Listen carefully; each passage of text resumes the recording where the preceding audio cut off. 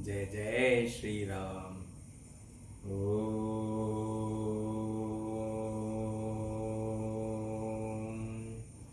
ओम मंगल भवन अमंगल हारी, द्रवहु सुदशरथ अजिर बिहारी। राम सिया राम जय जय राम। राम सिया राम जय जय राम। राम सिया राम जय जय राम। राम सिया राम जय जय राम। जय श्री राम, जय जय श्री हनुमान। आइए अब हम आज का अध्याय आरंभ करते हैं। हम इस समय हैं रामायण के तुलसीदास जी द्वारा रचित श्री रामचरितमानस के प्रथम सोपान बालकांड में।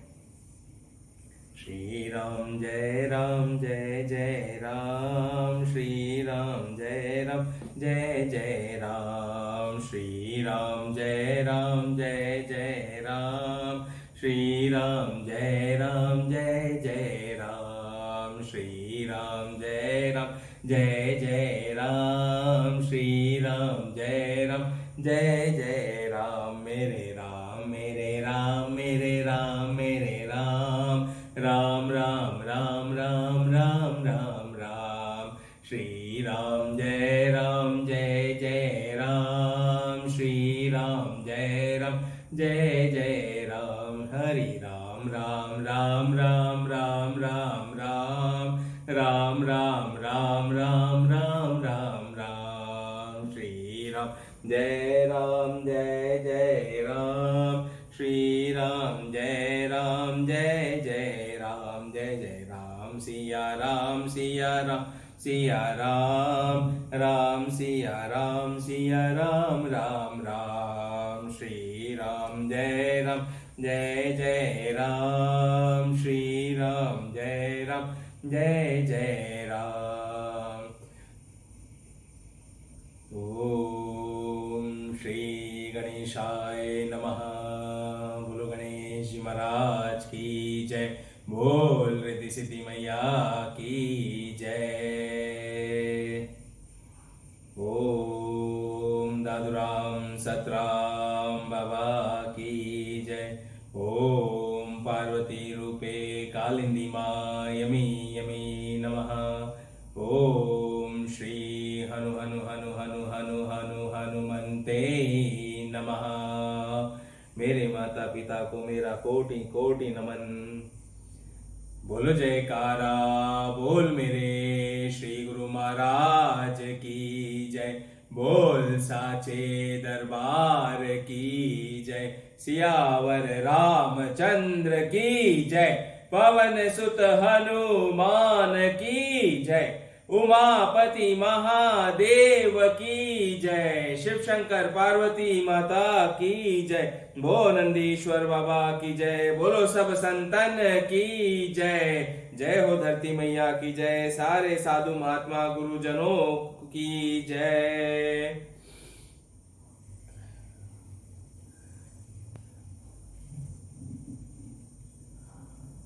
तो इससे पहले कि हम आज का रामायण का भाग शुरू करें और रामायण सत्संग का आरंभ करें, आज का रामायण का सत्संग हम आरंभ करते हैं बालक ध्रुव की कथा से।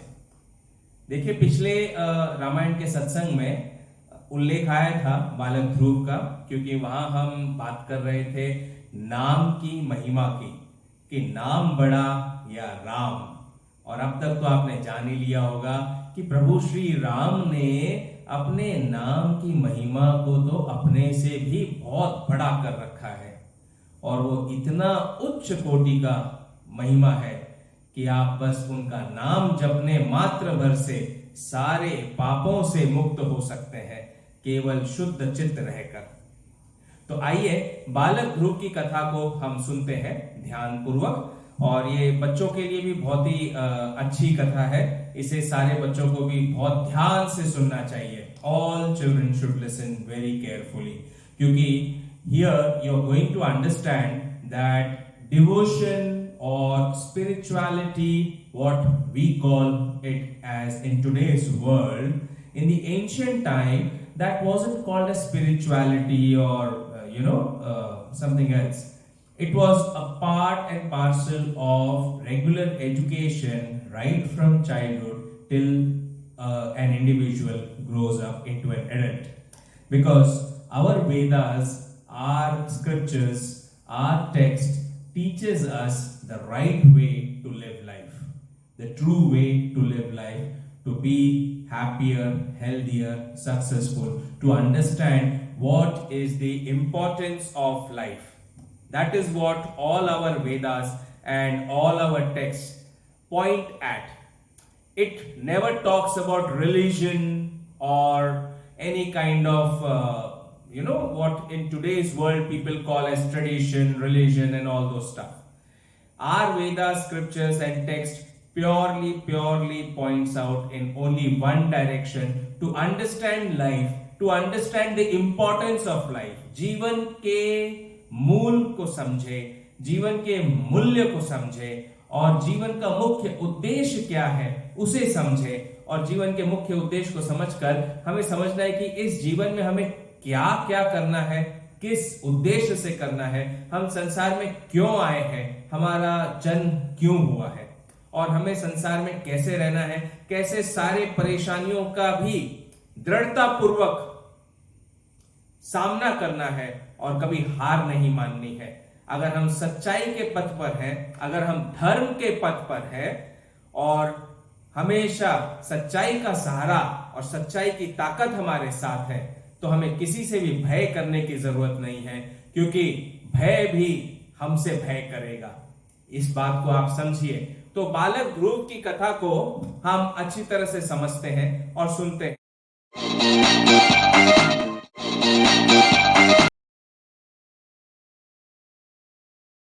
बालक ध्रुव क्यों बालक ध्रुव कहा जाता है? क्योंकि उन्होंने केवल 5 वर्ष की आयु में श्री हरि को प्राप्त कर लिया था। At what age? At the age of 5 years, he took the Sakshatkar Darshan, the live darshan of Sri Hari, and he got the love of Lord Vishnu at the age of just 5 years. तो कथा ऐसी है कि जो स्वयंभू मनु है, स्वयंभू मनु और शत्रुपा, उनके 2 पुत्र हुए। उनमें से एक पुत्र का नाम था उत्तानपाद। राजा उत्तानपाद जो थे ऐसे तो बहुत अच्छे थे, प्रजा का पालन पोषण भी बहुत अच्छे से करते थे, और ये उस समय की घटना है सतयुग की। मैंने कहा है 4 युग होते हैं, सतयुग है, उसके बाद त्रेता युग आता है, फिर द्वापर युग आता है, फिर कलयुग आता है। तो ये सतयुग की कथा है जो मैं कहने जा रहा हूं। तो राजा उत्तानपाद जो थे वे सतयुग में थे, स्वयंभू मनु और शत्रुपा के पुत्र। और राजा उत्तानपाद की 2 पत्नियां थी, सुनुति और सुरुचि। ध्यान से नाम सुनिएगा, राजा उत्तानपाद, किंग उत्तानपाद, और उनकी 2 क्वींस थी, सुनीति और सुरुचि। सुनीति जो थी रानी, वो बड़ी रानी थी, और सुरुचि छोटी रानी थी।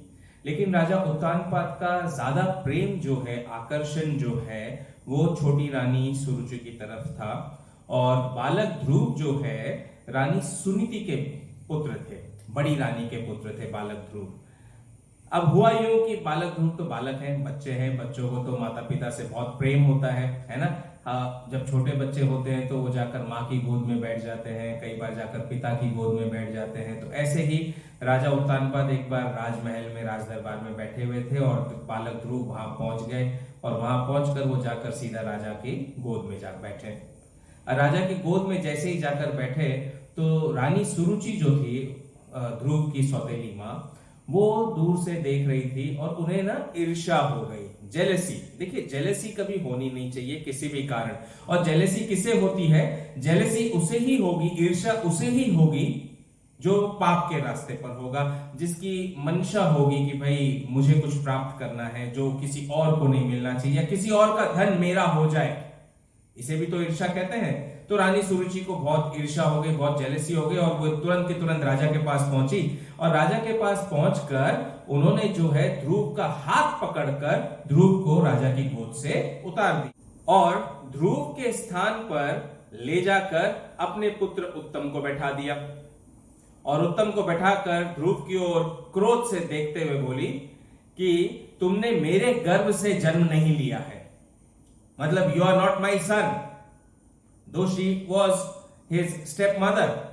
बट वो बोली कि तुमने मेरे गर्भ से जन्म नहीं लिया है, तो जबकि मेरे गर्भ से जन्म नहीं लिया है तो तुम्हें तुम्हारे पिता की गोद का भी हक नहीं है और इस राजगद्दी पर भी तुम्हारा कोई हक नहीं है। तो देखो उसकी मंशा कहां जा रही थी। रानी सुनीति चाह रही थी कि उत्तम को ही वो राजगद्दी मिले, वो राज घराना, राज दरबार, राज सिंहासन उत्तम को मिले, ध्रुव को न मिले।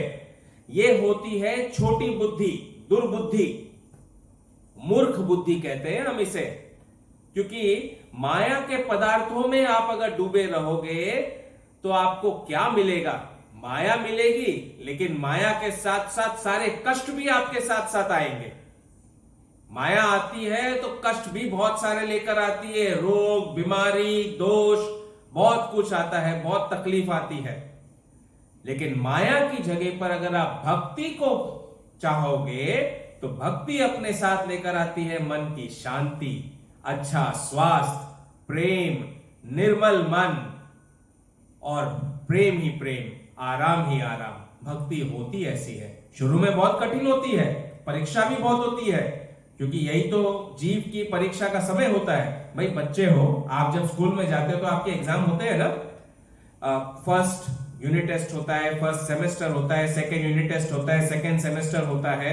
आजकल तो वीकली टेस्ट भी होने लग गए स्कूलों में, साइक्लिक टेस्ट बोल देते हैं उसे। यानी साइक्लिक टेस्ट का मतलब क्या हुआ कि हर हफ्ते आपकी परीक्षा हो रही है पाठशाला में।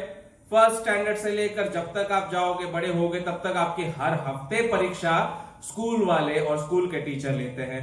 और ये तो हर हफ्ते होती है। साथ साथ क्लास में आपके शिक्षक जब आपको पढ़ाते हैं, your teachers when they teach you, after teaching you a concept they ask you so many questions for which you are supposed to answer and correctly. Sometimes, or what I would say that 90% of the times students are not able to answer during the classroom because their focus is not there. Class में जब teacher पढ़ा रहा होता है तो आपका focus होना चाहिए, कंसंट्रेशन होना चाहिए। If you lose your focus, if you lose your concentration, you won't be able to answer the questions that the teacher is asking after the concept is being taught.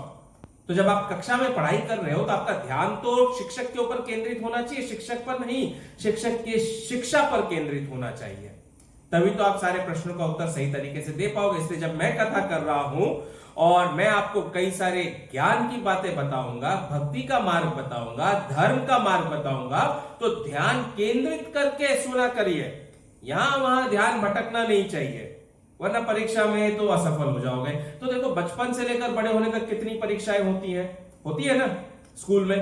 तो ऐसे ही जब एक जीव भक्ति मार्ग पर चलता है, जब धर्म के मार्ग को पकड़ लेता है, तो उसकी भी बहुत परीक्षा होती है, कठिन से कठिन परीक्षा होती है। सारी नकारात्मक शक्तियां आपके पीछे आएंगी, आपको परेशान करेंगी, लेकिन वे आपका कुछ बिगाड़ नहीं सकती। क्यों? क्योंकि आपके साथ प्रभु हरि की, भगवान राम की भक्ति है, उनकी भक्ति की शक्ति है। और जहां मेरे हनुमान जी है, जहां मेरे राम है, जहां उनकी भक्ति की शक्ति है, वहां कितनी भी बड़ी ताकतवर नकारात्मक शक्ति क्यों ना हो, बड़े से बड़ा ऑब्स्टेकल क्यों ना हो, बड़े से बड़ा चैलेंज क्यों ना हो, you will always pass that out happily, smilingly, believe me and trust me. तो फोकस करना बहुत जरूरी है, इसलिए परीक्षाएं बहुत होती है। तो ये ध्रुव को जब उन्होंने पकड़कर रानी सुरुचि ने राजा की गोद से उतार दिया और अपने पुत्र उत्तम को उनकी गोद में बैठाकर कहा, तू मेरे गर्भ से नहीं जन्मा है, क्योंकि तू मेरे गर्भ से नहीं जन्मा है तो इस राजगद्दी पर और इस गोद पर भी तेरा अधिकार नहीं है, कोई हक नहीं है। बालक ध्रुव तो बालक ध्रुव थे, क्रोध तो बहुत आया, लेकिन एक बालक का क्रोध कैसा होता है, मुख पे क्रोध के साथ साथ आंखें लाल लाल होकर उन्हीं आंखों से अश्रु की धारा बहने लगती है। और इसी तरह से बालक ध्रुव भी रोने लगे और रोते रोते एकदम नंगे पैर वहीं से भागकर अपनी माता के पास में गए, माता सुनीति के पास गए। जब माता सुनीति के पास गए तो माता ने बालक ध्रुव को गले से लगाया और उन्होंने गले से लगाकर अपने पुत्र से पूछा कि बेटा क्या बात हो गई है। तो बालक ध्रुव ने अपनी माता को रोते रोते सारी बात कह सुनाई। सुनकर रानी सुनीति जो थी धैर्यवान संयम वाली स्त्री थी। देखो उनके मन में कभी कोई ईर्ष्या नहीं थी, क्योंकि उन्हें ज्ञान था कि माया क्या होती है, भक्ति क्या होती है, और माया क्या दिला सकती है और भक्ति क्या दिला सकती है। तो रानी सुनीति ने बालक ध्रुव से एक ही शब्द कहा कि पुत्र, तुम्हारे पिताजी का प्रेम रानी सुरुचि पे थोड़ा ज्यादा है, इसलिए वे कुछ कहते नहीं है, लेकिन यदि तुम्हें पिता की गोद चाहिए तो पिता की गोद और ये राज सिंहासन, ये तो सारे के सारे नश्वर पदार्थ है। देखो कितनी बड़ी बात कही, ज्ञान की बात, कि संसार में जो भी पद आपको मिलता है, चाहे आप डायरेक्टर हो, प्रिंसिपल हो, टीचर हो, प्राइम मिनिस्टर हो, प्रेसिडेंट हो, ये सारे पदाधिकार जो हैं, ये सब नश्वर पदार्थ है। तो बालक ध्रुव की माता ने कहा, इन नश्वर पदार्थों को पाने की, प्राप्त करने की कोशिश न करो, पाना ही है तो हरि की गोद को पाओ, पाना ही है तो हरि के प्रेम को पाओ, पाना ही है तो भक्ति को पाओ, और फिर देखो ये सारे नश्वर पदार्थ तो यूं ही तुम्हारे चरणों में आ गिर पड़ेंगे। ऐसा जैसे ही बालक ध्रुव ने अपनी माता के मुख से सुना, तो माता के मुख से सुनते ही बालक ध्रुव की चेतना के पटल खुल गए। 5 वर्ष का बालक, उसे ज्ञान हो गया कि मेरी माता तो बहुत ही सत्य वचन कह रही है। मुझे तो जिस हरि ने, जिस विष्णु ने इस सारे ब्रह्मांड की रचना की है, ये पूरी सृष्टि की रचना की है, ये सारे प्रकृति की रचना की है, तो मैं क्यों ना उनसे प्रेम मांगू, मैं क्यों ना उनसे गोद मांगू कि मैं उनके गोद में सिर रखकर सो सकूं। प्यार पाना है तो हरि से पाइए, भक्ति पानी है तो हरि से पाइए, हरि में ही अपने पिता को देखिए, हरि में अपनी माता को देखिए। और ये सोचकर बालक ध्रुव निकल पड़े, राज दरबार को त्याग कर भाग गए। दूर भागते रहे, चलते रहे, चलते रहे, चलते रहे, चलते चलते चलते चलते जंगलों के जंगल पार हो गए, यमुना नदी के किनारे पर पहुंचे, तट पर। और वहां नारद मुनि तो आपको पता है घूमते फिरते रहते, भ्रमण करते हैं सारे संसार का। वे तो भगवान के सबसे तेजस्वी और बड़े भक्त हैं, बड़े भक्त हैं। और मेरा श्री नारद मुनि जी से आप समझ लीजिए करीब मैं 16-17 वर्ष की आयु का होगा, उस समय मेरी उनसे मुलाकात हुई थी इसी धरती पर। मैं भी उन्हीं की तरह उस समय किसी कारणवश खूब भटकता था। वो कारण क्या था वो भी मैं आपको बताऊंगा, कि माया से इंसान कैसे भ्रमित हो जाता है, कैसे डिस्ट्रैक्ट हो जाता है। क्योंकि उसे ज्ञान नहीं होता ना, चेतना के पटल नहीं खुले होते। जब तक आपके ये अंदर की चेतना मतलब माइंड का कंट्रोल नहीं आएगा, जब तक आपकी अंतरात्मा जागृत नहीं होती है पूर्ण तरह से, तब तक आप भटकते रहोगे। तो मेरी भी इसी प्रकार से नारद मुनि से भेंट हुई थी, वार्तालाप हुई थी, और उसी वार्तालाप में नारद मुनि जी ने मुझे भक्ति का मार्ग दिखाया।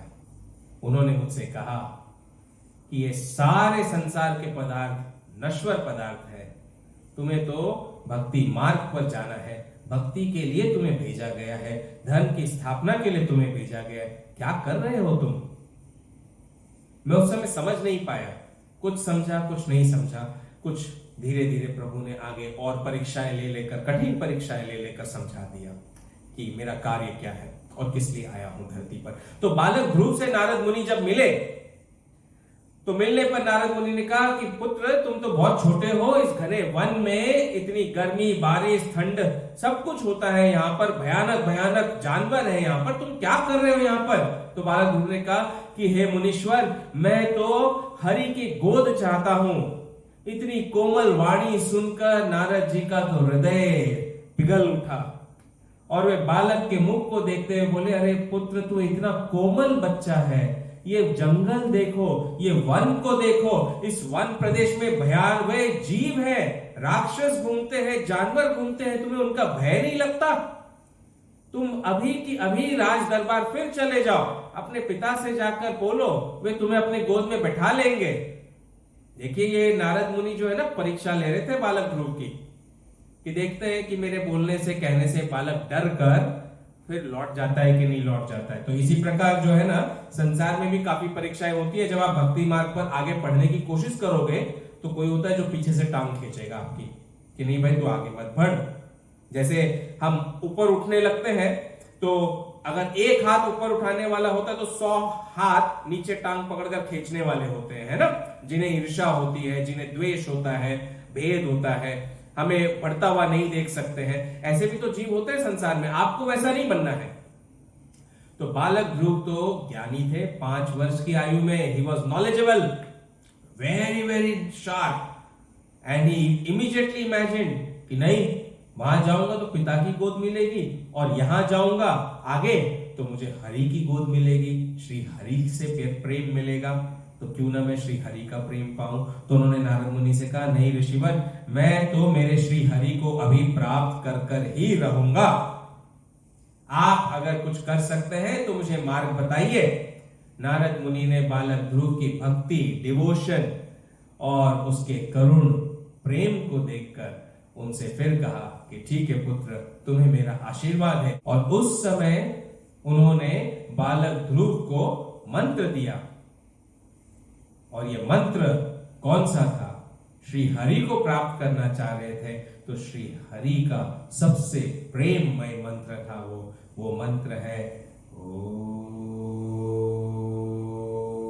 नमो भगवते वासुदेवाय।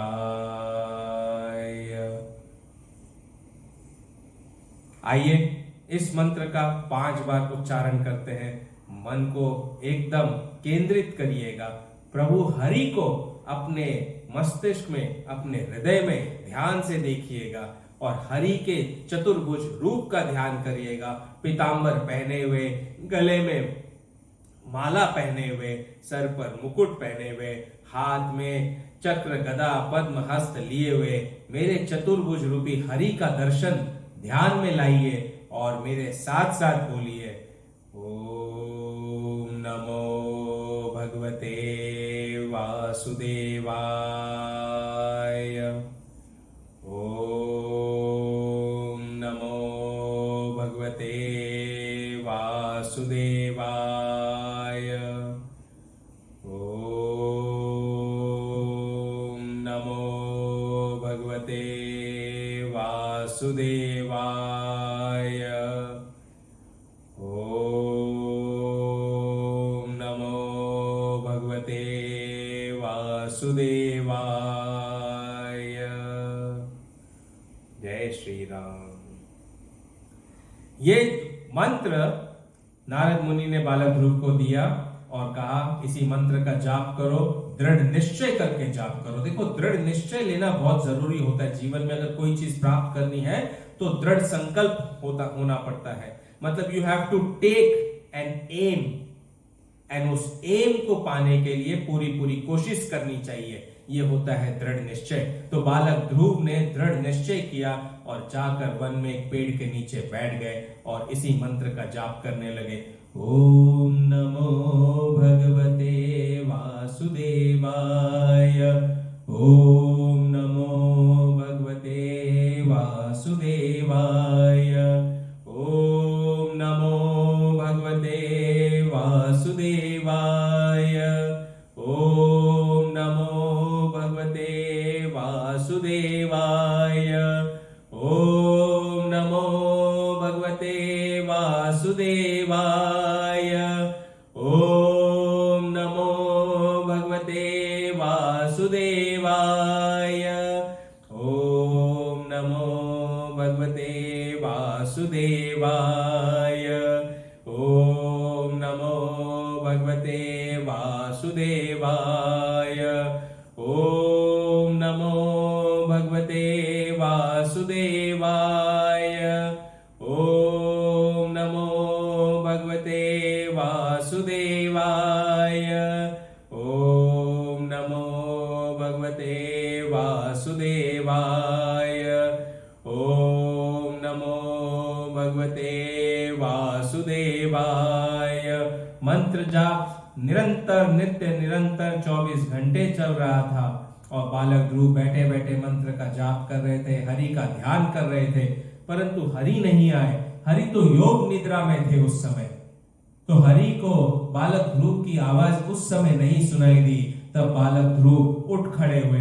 दृढ़ निश्चय था, दृढ़ संकल्प था कि हरि से प्रेम पाना है, हरि की गोद में सर रखना है अपना, और हरि से कहना है कि मुझे बस आपका ही प्रेम चाहिए, आप मेरे पिता बन जाइए। तो बालक ध्रुव खड़े हो गए और खड़े होकर ओम नमो भगवते वासुदेवाय का जाप करने लगे। वर्षा आई, बारिश खूब हुई, भयंकर होती थी, भयंकर आवाजें आती थी वन में, लेकिन वे डरे नहीं। फिर एक टांग के ऊपर खड़े हुए। एक टांग पर खड़े रहकर कई समय तक उन्होंने भगवान का इसी मंत्र का जाप किया। देखो, मंत्र दीक्षा जो है गुरु के हाथों जब तक नहीं मिलती है तब तक वो मंत्र सिद्ध नहीं होता। और बालक ध्रुव को नारद मुनि गुरु के रूप में मिले और गुरु से ये मंत्र बालक ध्रुव को प्राप्त हो गया। उनकी दीक्षा वहीं पर हो गई थी वन में, यमुना जी के तट पर, और इसलिए ये मंत्र सिद्ध तो हो ही गया था। अब उस मंत्र का जाप करके केवल हरि को प्रसन्न करना था, बस इतनी सी बात थी। अब उसके लिए बालक ध्रुव तो दृढ़ निश्चित थे, तो एक टांग पर खड़े रहकर प्रभु का जाप करने लगे और मंत्र का याद करके प्रभु को याद करने लगे।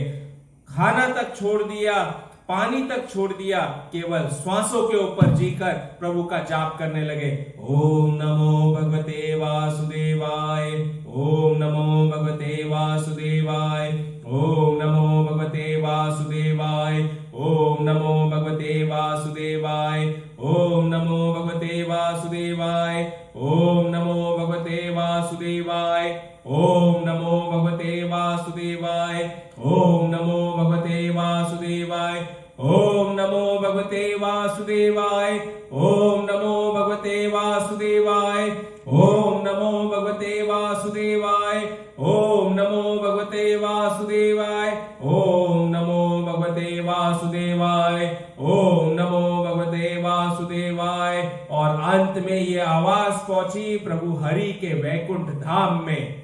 जैसे ही प्रभु हरि के वैकुंठ धाम में ध्रुव बालक के सन्यास की, इस मेडिटेशन की पावर, एनर्जी वहां तक पहुंची। आपको पता है, आप साइंस में पढ़ते हैं, sound travels in the form of waves. Air media होता है ट्रैवल करने का, और ये साउंड जो है वो वैक्यूम में भी ट्रैवल कर सकता है क्या? नहीं कर सकता। बताओ, सोचो, इसके ऊपर एक्सप्लोर करो, विचार करो। लेकिन जो बालक ध्रुव के वाणी की एनर्जी थी वो तो हवा से ही नहीं, वैक्यूम से भी ट्रैवल कर करके प्रभु हरि तक पहुंच गए, पूरे वैकुंठ धाम को हिला दिया।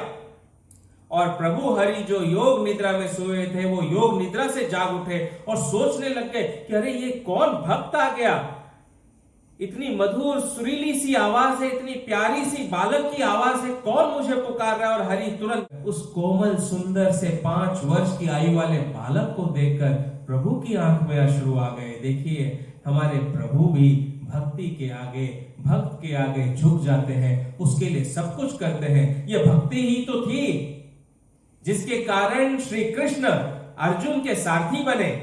वो राजा है, राजा होकर भी सारथी का रूप अपनाया उन्होंने। भक्त के लिए प्रभु सब कुछ कर देते हैं। तो बालक ध्रुव से कहा, पुत्र आंखें खोलो, जिसकी तुमने चाहना की थी वो तुम्हारे सामने खड़ा है, मांगो, मैं तुमसे बहुत प्रसन्न हूं, जो चाहो वो मुझसे मांग लो। मैं आज तुम्हें सारे लोक, सारा ब्रह्मांड, सारी शक्तियां देने के लिए तत्पर हूं। बालक ध्रुव ने आंखें खोली, अपने प्रभु श्री हरि को अपने सामने देखकर हाथ जोड़कर नतमस्तक हो गए और बोले, हे मेरे श्री हरि, हे विष्णु जी, मैं तो कुछ नहीं चाहता, ये सारे ब्रह्मांड, सारी शक्तियां, सारे पदार्थ, ये सब नश्वर पदार्थ है। मुझे तो जो चाहिए वो केवल शाश्वत चाहिए। और मैं चाहता हूं कि मैं आपकी गोद में सर रखकर लेट जाऊं और एक बार आप मुझे अपनी गोद में बैठा लें। प्रभु हरि ने बालक ध्रुव की ऐसी भक्ति देखकर, ऐसा प्रेम देखकर तुरंत ध्रुव को गले लगा लिया और उसे अपनी गोद में बैठाया। देखिए हरि की गोद में बैठे बालक ध्रुव। तो आप सब बच्चों बैठना चाहोगे भगवान की गोद में? बोलो बोलो। राम की गोद में बैठना चाहोगे, कृष्ण की गोद में बैठना चाहोगे, विष्णु की गोद में बैठना चाहोगे, शंकर की गोद में बैठना चाहोगे? किस रूप में देखना चाहोगे अपने प्रभु को, उसी रूप में प्रभु का स्मरण करो। देखो प्रभु आएंगे और आपको अपनी गोद में बैठाकर अपनी गोद में सुलाएंगे, प्रेम से सुलाएंगे। बालक ध्रुव को भी प्रभु ने ऐसे ही किया। और फिर जाकर बालक ध्रुव से प्रभु ने कहा कि मैं तुम्हें एक ऐसा लोक देता हूं बालक ध्रुव, जो लोक आज से ध्रुव लोक के नाम से जाना जाएगा। वो ऐसा लोक है जहां ज्योतिष चक्र भी परिक्रमा करती है उस लोक की, और ज्योतिष चक्र के परिक्रमा करने के कारण ही सारे ग्रह नक्षत्र भी घूमते हैं। सप्त ऋषि जो है वो भी उसी लोक के चक्कर खाते हैं, धुरी के चक्कर खाते हैं। ऐसा लोक मैं तुम्हें प्रदान करता हूं जिसे लोग ध्रुव लोक के नाम से जानेंगे। तुम हजारों वर्षों तक इस लोक में सारे सुखों को भोगो और सारे सुख भोगकर अंत में मेरे धाम में, वैकुंठ धाम में आना। बालक ध्रुव ने सारे संसार के सुख भोगे। राजा तो क्या, उन्होंने पूरे भारतवर्ष पर राज्य किया, पूरे संसार भर पर राज्य किया राजा बनकर। और अंत में अपनी भक्ति के प्रभाव से वे भगवान श्री हरि के वैकुंठ धाम को गए और वैकुंठ धाम में रहे। और बालक ध्रुव के नाम से ही ध्रुव तारा जाना जाता है, जिसे हम इंग्लिश में पोल स्टार कहते हैं, the north pole star, the north star. You know it is in the north direction, उत्तर की दिशा में है पोल स्टार। जो सबसे चमकता हुआ ब्राइटेस्ट स्टार दिखता है, चमकता हुआ तारा दिखाई देता है, वो पोल स्टार है। And you know the distance of that pole star from earth? It's approximately 390 light years. और ये जो 390 लाइट ईयर का जो टर्म है ना, ये हमारे साइंस ने अभी करीब कुछ 150-200 साल पहले करीब इजाद किया होगा इसको। लेकिन कहां से पढ़ा तो हमारे वेद और शास्त्रों में से ही, क्योंकि हमारे वेदों में लिखा है कि ध्रुव तारा की धुरी कहां है, उसके आसपास कौन कौन से तारे हैं, और ध्रुव तारा की दूरी जो है वो पृथ्वी से कितनी है, उसमें लिखा है 390 प्रकाश वर्ष।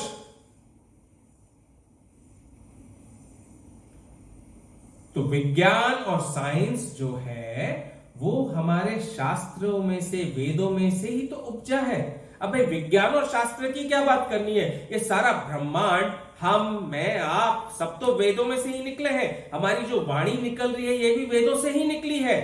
हम जो कहते हैं, सुनते हैं, बोलते हैं, सब कुछ कार्य करते हैं, सब कुछ तो वेदों से ही निकला है। वेद तो सबका सार है। वेद में ही विज्ञान है। अगर वेद को खूब अच्छी तरह से डीप गोता लगाकर अगर हम जानेंगे और समझेंगे तो हम समझ पाएंगे कि उसमें कितना अपार ज्ञान का सागर और भंडार भरा हुआ है। एक जन्म क्या 100 जन्म भी कम पड़ जाएंगे उस ज्ञान के भंडार को समझने में और उसमें से अमृत मंथन करके श्रेष्ठतम ज्ञान और भक्ति निकालने में। लेकिन अगर आप प्रभु की भक्त हैं और प्रभु की शरण में हैं और भक्ति ही आपके जीवन का एकमात्र लक्ष्य है, तो ये सारा ज्ञान आपको स्वयं अपने आप ही धीरे धीरे मिल जाएगा और आप देखेंगे कि भक्ति की शक्ति से ज्ञान भी कैसे आता है और उस ज्ञान से विज्ञान भी कितना उत्तेजित होकर और आगे बढ़ता है। हमें तो विज्ञान की जरूरत है, ज्ञान की भी जरूरत है, क्योंकि संसार में जीना है और संसार में अच्छे कार्य करने हैं। प्रभु ने हमें भेजा है तो सब ज्ञान को हमेशा सीखते रहना है, कहीं से भी मिले, किसी भी रूप में मिले। अच्छा ज्ञान अगर मिल रहा है, चाहे वो हमारे शास्त्र क्यों ना हो, वेद क्यों ना हो, चाहे वो आपकी मैथ्स, फिजिक्स, केमिस्ट्री, बायोलॉजी की टेक्स्ट बुक्स क्यों ना हो, good knowledge should always be acquired. Even if you are learning something from a peon or from a person who's standing on the roadside begging, learning never stops. It's infinite. Knowledge infinite है, तो उसे प्राप्त करना है और अच्छे सदुपयोग में लाना है। तो इस प्रकार 5 वर्ष के बालक ध्रुव अगर प्रभु की भक्ति करके हरि को प्राप्त कर सकते हैं, वो भी सतयुग में, जबकि प्रभु को प्राप्त करना बड़ा ही कठिन था, बड़ा ही दुर्गम था। तो ये तो कलयुग है और कलयुग में तो भगवान ने कहा केवल भगवान का नाम जाप करने से आपको भगवान मिल जाएंगे। तो क्या गलत कहा है? अगर 5 वर्ष का बालक प्रभु को सतयुग में पा सकता है, तो क्या हम कलयुग में प्रभु को नहीं पा सकते हैं, प्रभु के दर्शन नहीं कर सकते हैं? करके देखिए, शुद्ध चित्त होकर प्रभु का नाम का स्मरण, प्रभु आपको समक्ष दिखाई देंगे, अंतर मन में दिखाई देंगे। हर समय महसूस होगा कि प्रभु श्री हरि आपके साथ हैं, आपके साथ ही चल रहे हैं, आपके साथ ही उठते बैठते हैं, आपके आगे पीछे चलकर आपका खूब ध्यान रखते हैं। आपको महसूस होगा, वे आपको दर्शन भी देंगे। और इसे मैं इतने कॉन्फिडेंस के साथ 100% नहीं, 500% नहीं, 1000%, जितना परसेंटेज आपको बोल लेना बोल दो। मैथ्स में तो 100% तक ही सिखाया जाता है, उसके ऊपर तो होता नहीं है, राइट? बट देन जब हम प्रॉफिटेबिलिटी की बात करते हैं तो करते हैं ना कि भाई 500% प्रॉफिट हो गया, 1000% प्रॉफिट हो गया। मार्केट में जाइए देखिए, तो इनफाइनाइट परसेंटेज कॉन्फिडेंस के साथ कह सकता हूं कि अगर आपने अपने गुरु मंत्र का जाप पूर्ण विश्वास के साथ किया, पूर्ण भक्ति के साथ किया, तो प्रभु आपके दिखाई देंगे, आपको दर्शन मिलेंगे और आप स्वयं अपने आप को भी प्रभु के रूप में देखोगे। इसी को तो आत्म साक्षात्कार कहते हैं। और इतने कॉन्फिडेंस से इसलिए मैं कह सकता हूं क्योंकि मैंने स्वयं दर्शन किए हैं, अपने हरि के भी किए हैं, कृष्ण के कृष्ण रूप में किए हैं, राम रूप में किए हैं, मेरे शिव जी के दर्शन किए हैं।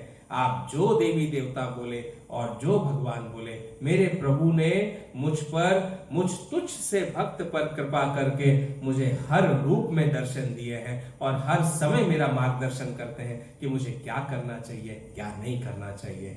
तो इससे आज मेरे बच्चों और भक्तों और मेरे सारे श्रोताओं, आप सबको मेरा कोटि कोटि नमन और प्रणाम, क्योंकि आपके कारण ही मैं बालक ध्रुव की कथा आज आपके समक्ष रख सका हूं। और इस बालक ध्रुव की कथा से हमने क्या सीखा, आज घर जाकर आप अपने अपने गुरु मंत्र का, जो भी मंत्र आपने लिया है, उसका जाप आज से शुरू करेंगे और मन लगाकर करेंगे, फोकस लगाकर करेंगे। दूसरा, जो बच्चे हैं वो जो भी करो कार्य, पढ़ाई अगर कर रहे हो तो पूरे फोकस के साथ करोगे, फुल कंसंट्रेशन के साथ में करोगे। माइंड को डिस्ट्रैक्ट नहीं करना है, जिस समय जो कार्य कर रहे हो वही करना है। देखो, आपको अब मैं अगर एक ऐसी बात कहूंगा, आप हंसोगे भी और आपको थोड़ी सी बुरी भी लग सकती है कि खाना खाना और बाथरूम जाना दोनों कार्य एक साथ कर सकते हो क्या? बताओ, नहीं कर सकते ना। या आपको पसंद आएगा?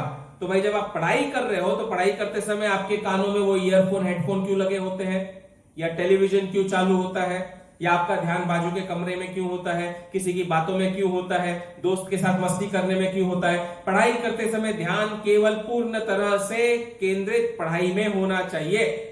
So while you are studying, your entire focus and attention should be on your studies only. So my dear children, this story of Balak Dhruv was told to you so that you can learn about focus, you can learn about concentration, you can learn that with full dedication, determination, you can get whatever you wish to get.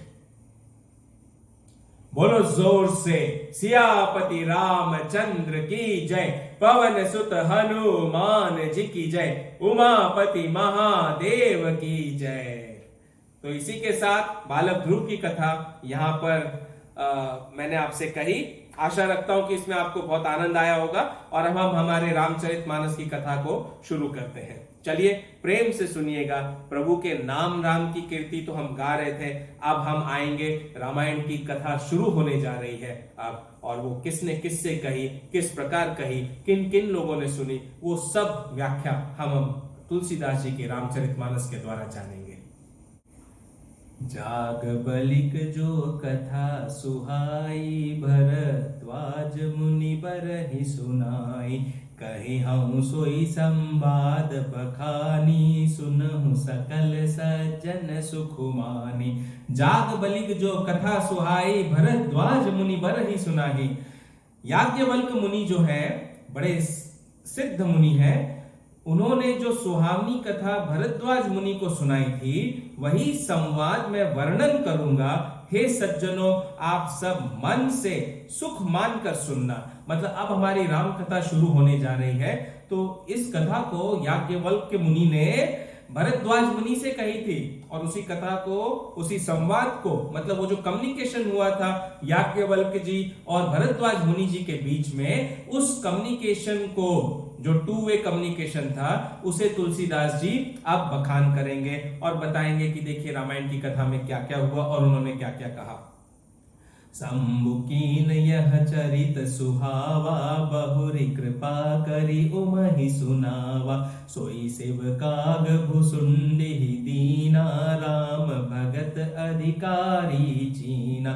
शंभुकीन यह चरित सुहावा, बहुरी कृपा करी उमहि सुनावा. इस सुंदर चरित्र की सर्वप्रथम श्री शिवजी ने रचना की थी और इस चरित्र की रचना कर फिर कृपा करके उन्होंने पार्वती माता को सुनाया था. फिर उसी को शिवजी ने काग भुसुंडी जी को भी श्री रामचंद्र जी का भक्त व अधिकारी जानकर सुनाया था. देखिए काग भुसुंडी जी कौन है और इनकी कथा क्या है, ये पूरी आगे रामायण में आएगी. रामायण के अंत में तब हम कहेंगे आपको कि काग भुसुंडी जी कौन थे और क्या क्या था. इस समय ब्रीफ में इतना कह सकता हूं कि काग भुसुंडी जी, यानी काग बोला जाता है उन्हें, क्योंकि वो कौवे का शरीर है उनका. जो काग किसे बोलते हैं? कागा, कौवे का शरीर है. कौवे के शरीर में उन्हें राम की भक्ति मिली और शंकर जी ने उन्हें रामायण, राम की कथा सुनाई और वे राम की भक्ति में इतने लीन हुए कि उन्हें सारा ब्रह्मांड का सुख मिल गया कागभूषण जी को. ठीक है. तेहि सन जाग बलिक पुनि पावा, तिन पुनि भरद्वाज प्रति गावा, ते श्रोता बक्ता समशीला, समदर्शी जानई हर लीला. फिर उसी को, उसी रामायण की कथा को जो शिवजी ने पार्वती जी से कही और शिवजी ने कागभूषुंडी जी से कही, उसी कथा को तेहि सन अर्थात कागभूषुंडी जी से याज्ञवल्क्य मुनि ने पाया. देखिए कौवे से के मुख से याज्ञवल्क्य मुनि ने उस रामायण को सुना और उन्होंने अर्थात याज्ञवल्क्य मुनि ने श्री भरद्वाज मुनि से कहा. वे दोनों श्रोता और वक्ता समान बुद्धि वाले, समदर्शी और भगवान की लीला को जानने वाले थे. तो दोनों भी वक्ता और श्रोता. इस समय वक्ता कौन हुआ? कागभूषुंडी जी वक्ता हुए, याज्ञवल्क्य जी श्रोता हुए. लेकिन जब याज्ञवल्क्य जी भरद्वाज मुनि को सुना रहे थे तो याज्ञवल्क्य जी वक्ता बने और श्रोता बने भरद्वाज मुनि. और यहां पर वक्ता और श्रोता दोनों ही समदर्शी, दोनों ही बुद्धि में श्रेष्ठ, दोनों ही भगवान के अप्रतिम भक्त, और वक्ता को भी भक्ति का ज्ञान मिलता है और ज्ञान से भक्ति मिलती है, और श्रोता को भी भक्ति का आनंद मिलता है। दोनों ही एक दूसरे के परस्पर सामने सामने एक दूसरे से भक्ति मार्ग सुनते हैं, सुनाते हैं, और दोनों ही भक्ति में लीन हो जाते हैं। जानहि तीनि काल निज ज्ञाना, कर तलगत आमलक समाना, और जे हरि भगत सुजाना, कहहि सुनहि समुझहि विधि नाना। मैं पुनि निज गुर सन सुनी, कथा सुसूकर खेत, समुझि नहीं तसी पालायन, तब अति रहो अचेत। श्रोता वक्ता ज्ञान निधि, कथा राम के गुण, किमी समुझो मैं जीव जड़, कलिमल ग्रसित विमूढ़। सियावर राम जय जय राम, मेरे प्रभु राम जय जय राम। तो देखिए तुलसीदास जी क्या कह रहे हैं यहां पर कि उनका ज्ञान इतना बड़ा चढ़ा था कि वे भूत भविष्य और वर्तमान तीनों काल की बातों को हथेली में रखे हुए आंवले की भांति जानते थे। वो जो श्रोता थे, वक्ता थे, उनका ज्ञान इतना बड़ा था कि तीनों समय, तीनों काल की बातों को जानते थे। तो मैंने आपसे सिद्धि की बात कही थी ना कि जब आप भक्ति करते हो तो शक्ति तो अपने आप आ जाती है, और उस शक्ति का जो सदुपयोग करता है तो शक्ति हमेशा उसके साथ रहती है। लेकिन शक्ति का अगर दुरुपयोग करने लग जाओगे तो आपका पतन होना निश्चित है। तो जो वक्ता और श्रोता है, ये काकभूषुंडी जी हैं, याज्ञवल्क्य जी हैं, भरद्वाज जी हैं, ये तीनों काल की बातों को जो है ना अपने हथेली पर रखते थे। यानी तीनों काल की बातें, इनको पास्ट, प्रेजेंट, फ्यूचर सब कुछ जानते थे ये। इनके अतिरिक्त और भी जो भगवान के भक्त और अच्छे ज्ञानी हैं तथा जो एक दूसरे से भगवान की लीला को आपस में अनेक प्रकार से कहते, सुनते और समझते हैं, वे भी ज्ञानी और भक्त हैं। इनके अलावा भी कई लोग हैं जो रामायण की कथा कहते हैं, सुनते हैं। आज हमारे कलयुग में भी कई साधु सन्यासी, संत, महामुनि और गुरुजन हैं, भक्तजन हैं जो रामायण की कथा कहते हैं, सुनते हैं और आपको प्रेम पूर्वक सुनाते हैं। और कई भक्त आप जैसे हैं जो प्रेम पूर्वक इस कथा को सुनते हैं। अगर भक्त नहीं होंगे कथा सुनने के लिए तो वक्ता कथा सुनाएगा किसे? तो श्रोता तो वक्ता से भी बड़े हुए। इसलिए तो मैं हमेशा कहता हूं कि सारे श्रोताओं को मेरा कोटि कोटि नमन, क्योंकि आपके कारण मुझे राम भक्ति में डूबने का अवसर प्राप्त हुआ है। इस प्रकार जब एक दूसरे से लोग कहते, सुनते, आपस में विचार करते चले आए, तब इधर के युग में मैंने यह सुंदर कथा शुकर क्षेत्र में अपने गुरु के मुख से सुनी। तो इधर का युग यानी कलयुग। कलयुग में तुलसीदास जी कहते हैं इस प्रकार कहते सुनते राम कथा तो चलती आ रही है, सदियों से चलती आ रही है। गुरु अपने शिष्य को कहते हैं, अपने भक्त को कहते हैं, एक वक्ता दूसरे श्रोताओं से कहता है, श्रोता में से ही कोई वक्ता बनकर किसी और को कथा सुनाता है, और ये कथा चलती आ रही है सदियों से। तो जब तुलसीदास जी का जन्म हुआ 16वीं शताब्दी में, तो शुकर क्षेत्र में उन्होंने अपने गुरु के मुख से इस कथा को सुना। बाल्यावस्था थी जिससे जैसा समझना चाहिए था वैसा ठीक रूप से समझ न सका, क्योंकि उस समय तक मैं बिल्कुल ही ना समझ था। तो तुलसीदास जी कहते हैं कि बाल्यावस्था होने के कारण, क्योंकि मैंने गुरु के मुख से सुनी राम कथा, लेकिन चूंकि मैं बाल्यावस्था में था तो मैं इसलिए उस कथा को पूर्ण तरह से समझ न सका। देखिए जैसा जैसा तुलसीदास जी के जीवन में हुआ ना, कुछ वैसा वैसा मेरे जीवन में भी हुआ है। क्योंकि जब मैं भी छोटा था, 1986 के करीब की बात है, करीब 10 साल का होगा मैं उस समय, तो 10-11 साल का। तो उस समय श्री रामानंद सागर जी की रामायण हमारे टीवी चैनल पर आई थी, और हमारे राम बने थे अरुण गोविल जी। आहा, क्या सुंदर रूप और क्या वाणी निकलती थी मुख से। छोटा सा था मैं, लेकिन रामायण का एक एक एपिसोड बैठ कर देखा है। भक्ति तो नहीं थी, लेकिन पता नहीं फिर भी आकर्षण था। कुछ ऐसा लगता था कि जैसे कुछ ये मेरा अपना है और ये मेरा है, मैं कहीं तो खो दिया है इसे। I don't know. बच्चे जो होते उस समय जब हम छोटे थे तो बहुत सारे कार्टून फिल्म आते थे रॉबर्ट्स के, वो जायंट रॉबर्ट करके एक सीरियल भी आता था एपिसोड, उसे हम देखते थे। संडे संडे बैठ जाते थे दूरदर्शन के सामने, क्योंकि टीवी पे काफी सारे कार्टून चैनल्स आते थे, ही मैन वगैरह आता था। और टॉम एंड जेरी तो बहुत पुराना है, तब से चला आ रहा है, सदियों से चला आ रहा है वो कंटिन्यू, तो वो भी देखते थे खूब सारा। लेकिन रामायण देखने के लिए सारे कामकाज, यहां तक कि जो खेलने जाता था ना, वो खेल कूद भी सब कुछ छोड़कर टीवी के सामने बैठ जाता था। जैसे कि कोई शक्ति थी अजीब सी जो मुझे पकड़कर उस समय रामायण के सामने बैठा देती थी। मेरे माता पिता ने मुझसे कभी नहीं कहा कि तुम बैठो और देखो रामायण, उन्होंने मुझे फोर्स नहीं किया कभी। अरे उन्होंने ये भी नहीं कहा कि तुम बैठ के रामायण पढ़ो। केवल एक ही बात कहते थे मेरी माता, मां जो है हमारी, हमसे एक ही बात कहती थी, हनुमान चालीसा हमेशा पढ़ो, रोज पढ़ो, नियम से पढ़ो। वो भी हनुमान चालीसा हमने और थोड़े बड़े हुए तब जाकर याद हुआ, कंठस्थ हुआ और उसको पढ़ना चालू किया, शुरू किया। तो हनुमान चालीसा जरूर पढ़ता था, लेकिन रामायण सीरियल के आगे पता नहीं कोई शक्ति थी जो बैठा देती थी और रामायण सुनता था और देखा। तो मैंने भी जब उस समय बाल्य अवस्था में रामायण देखी तो कुछ समझ में आई, कुछ नहीं समझ में आई, क्योंकि पूर्णतः बुद्धि तो होती नहीं है।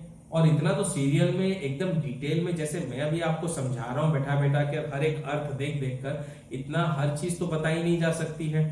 फिर भी रामानंद सागर जी ने बहुत बढ़िया सीरियल बनाया, इतना कि मतलब आज तक वैसी रामायण न बन पाई, इतना सुंदर था वो।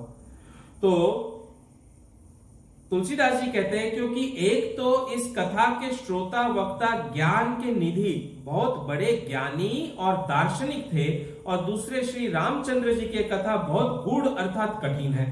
तो कहते हैं कि जो इसके जो वक्ता थे और श्रोता, वो बहुत ही ज्ञानी थे, और दूसरे तुलसीदास जी को बाल्यावस्था में ये जो कथा है बहुत ही मतलब कठिन लगती थी। तब भला कलयुग के पापों से ग्रस्त हुआ में बड़े जड़ जीव उसको समझने में कैसे समर्थ हो सकता था। तो इसलिए कलयुग में थे ना, कलयुग में काफी सारे मोह और विकार होते हैं, सब जकड़ लेते हैं पूरी तरह से, आपको चारों ओर से जकड़ लेते हैं। काम, क्रोध, मोह, मद, मत्सर, लोभ, greed, anger, ego, everything catches you, grabs you know, ऐसा ग्रिप कर लेते हैं टाइट। उन सारे विकारों से, नेगेटिव एनर्जी से बाहर निकलना और फिर रामायण जैसी कथा को समझना और फिर हमारे वेदों को समझना, बहुत शक्ति चाहिए उसके लिए। तो तुलसीदास जी का भी वही अवस्था थी, जैसे मेरी अवस्था भी वैसी ही थी भाई। बचपन में समझना बड़ा कठिन था, लेकिन फिर भी बहुत कुछ समझा उसमें से। तो कैसे समर्थ हो सकता था। तब फिर आगे जाके तुलसीदास जी कहते हैं, तदपि कही गुरु बारहि बारा, समुझ परी कछुमति अनुसारा, भाषा बद कर भी मैं सोई, मोरे मन प्रबोध जेहि होई, जस कछु बुद्धि विवेक बल मेरे, तस कहीं हऊँ ही हरि के प्रेरे, निज संदेह मोह भ्रम हरनी, करऊँ कथा भव सरिता तरनी, बुध विश्राम सकल जन रंजनी, राम कथा कलि कलुष विभंजनी, राम कथा कलि पन्नग भरनी, पुनि विवेक पावक कहूँ अरनी, राम कथा कलि कामद गाई, सुजन सजीवनी मूरि सुहाई, सोई वसुधा तल सुधा तरंगिनी, भय भंजनी भ्रम भेक भुअंगिनी, असुर सेन सम नरक निकंदनी, साधु विबुध कुल हित गिरि नंदिनी, संत समाज पयोधि रमासी, विश्व भार भर अचल क्षमासी, जम गन मुहमसी जग जमुनासी, जीवन मुक्ति हेतु जनुकासी, राम ही प्रिय पावनी तुलसी, तुलसी दास हित ही हुलसी, शिव प्रिय में कल शैल सुतासी, सकल सिद्ध सुख संपत्ति राशि, सदगुण सुरगन अम्ब अदिति सी, रघुबर भगति प्रेम परमिति सी, राम कथा मंदाकिनी, चित्रकूट चित चारु, तुलसी सुभग सने बंसी, रघुबीर बिहार सियावर, राम जय जय राम, मेरे प्रभु राम जय जय राम। तो तुलसीदास जी कहते हैं कि तो भी श्री गुरुदेव जी ने मेरे समझने के लिए इस कथा को बारंबार कहते रहे। तब जैसी कुछ मेरी बुद्धि रही उसके अनुसार जो कुछ समझ पाया समझा, अब उसी को मैं भाषाबद्ध करके ऐसे लिख रहा हूं कि जिससे मेरे मन को अच्छा बोध हो जावे। तो तुलसीदास जी को उनके गुरुदेव जो है बार बार रामायण की कथा कहते रहे, ताकि वो बालक समझ सके कि भाई राम कथा क्या है और कैसी है। और फिर तुलसीदास जी ने जो तो करके उस कथा को समझा, और अब वे उस कथा से उनको जो ज्ञान मिला, अपने गुरु द्वारा जो ज्ञान और भक्ति मिली, उसी का बोध करके, वो याद करके अब ये रामचरितमानस की कथा लिख रहे हैं। जैसा कुछ मुझमें बुद्धि और ज्ञान का बल है, वैसा ही हरि की प्रेरणा होने से कहूंगा, जिससे मेरे मन का मोह भ्रम और संदेह मिट जाए। इसलिए मैं संसार रूपी नदी के पार करने के लिए नौका रूपी श्री रामचंद्र जी की इस कथा की रचना करता हूं। तो इस प्रकार तुलसीदास जी ने कहा कि जैसा मुझे ज्ञान मिला, जैसी मुझे भक्ति मिली, उसी प्रकार मैं इस कथा को कह रहा हूं, और अपने मोह और भ्रम और संदेह को सबको दूर करते हुए सारे संदेह मिट जाए, मतलब सारे कंफ्यूजन्स दूर हो जाए। इसलिए मैं संसार रूपी नदी को पार करने के लिए नौका रूपी रामचंद्र जी की इस कथा की रचना कर रहा हूं। संसार रूपी नदी को पार करने के लिए, यानी ये जो संसार है ये एक नदी का रूप बताया उन्होंने।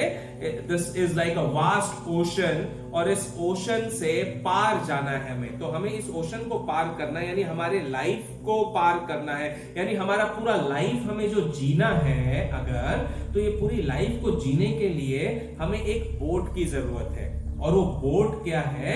वो रामायण है, क्योंकि रामायण से हमें वो ज्ञान मिलेगा कि हमारे जीवन को हमें कैसे जीना है। देखो तुलसीदास जी ने लिखा है इसमें, और ये सत्य वचन है, क्योंकि मैंने भी बाल्यावस्था में रामायण देखी, और रामायण देखकर कुछ तो समझ में आया, लेकिन जब बड़ा हुआ और भक्ति मार्ग मिला, तो मेरे गुरु के आदेशानुसार मैंने स्वयं ये रामायण खूब पढ़ी। और कई बार ऐसा होता था कि योगवश, भक्तिवश में अपने आप ऐसे स्थानों में पहुंच जाता था जहां जहां राम कथा हो रही थी। मैं मेरी मासी के घर पे बहुत रहा, और मेरी मासी जो थी उनका भी राम में बहुत प्रेम, मतलब रामायण को तो अपने गले से लगा कर रखती थी ऐसे। और मैं उनके पास रहता था, तो जब जब उनके घर पे रहा तो उनके मुख से रामायण सुनी। देखिए भगवान कैसे कैसे लीला करते हैं। सबसे प्रथम रामायण मैंने सुनी, रामायण देखी मैंने, और उसके बाद जब जब मौसी के घर गया वहां मैंने रामायण सुनी, उनके मुख से सुनी। और एक बार ऐसा हुआ कि मेरी मौसी जी ने मुझसे कहा कि भाई बेटा चलो, मैं जा रही हूँ रामायण सुनने के लिए, तुम भी चलो मेरे साथ। मैंने कहा कहां जा रही हो आप मौसी? तो बोले कि यहाँ पर बहुत बड़े संत हैं, और वे ऐसे संत हैं कि वे जब रामायण पढ़ने बैठते हैं तो बोलते हैं कि देखिए भक्तों, श्रोताओं, हनुमान जी भी आकर बैठ गए हैं, विराजे गए हैं, और हनुमान जी आकर विराजमान किए हैं, मैं उनके दर्शन कर रहा हूं। अब मेरे मुख से आप राम की कथा सुनेंगे, जैसा हनुमान जी चाहेंगे वैसा आपको वाणी देंगे और वैसी भक्ति देंगे। और वे थे रामसुखदास जी महाराज। तो बाल्य अवस्था में मुझे रामसुखदास जी महाराज के मुख से भी रामायण सुनने का सुलभ अवसर प्राप्त हुआ, और ये सारा होता है भगवत भक्ति के कारण। अपने आप ही प्रभु जो है, प्रभु को जिस जीव को जिस मार्ग पर ले जाना है, भक्ति मार्ग पर, उसे वो अपने आप माया से दूर काटते हुए उस भक्ति मार्ग पर ले जाते हैं।